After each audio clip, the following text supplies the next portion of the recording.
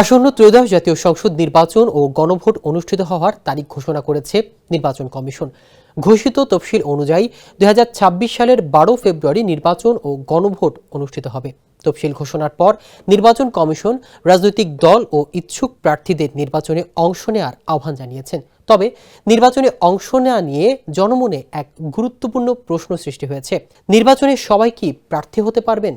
বাংলাদেশের সংবিধান ও নির্বাচন আইন অনুযায়ী দেশের সব নাগরিকদের জন্য প্রার্থী হওয়ার সুযোগ নেই। তবে সংবিধান অনুযায়ী সংসদ নির্বাচনের প্রার্থী হতে হলে সংশ্লিষ্ট ব্যক্তিকে বাংলাদেশের নাগরিক হতে হবে এবং তার বয়স হতে হবে কমপক্ষে ২৫ বছর। স্যান্ডেলিনা সো, রূপচর্চায় আভিজাত্য। পাশাপাশি একাধিক আইনগত শর্ত ও নিষেধাজ্ঞাও মানতে হবে। অন্যদিকে আদালত ঘোষিত ফেরারি বা পলাতক কোনো আসামি এখন থেকে আর কোনো নির্বাচনে প্রার্থী হওয়ার সুযোগ পাবেন না। গণপ্রতিনিধিত্ব আদেশ অনুযায়ী সরকারের কোনো লাভজনক পদে অধিষ্ঠিত ব্যক্তিও নির্বাচনে প্রার্থী হতে পারবেন না।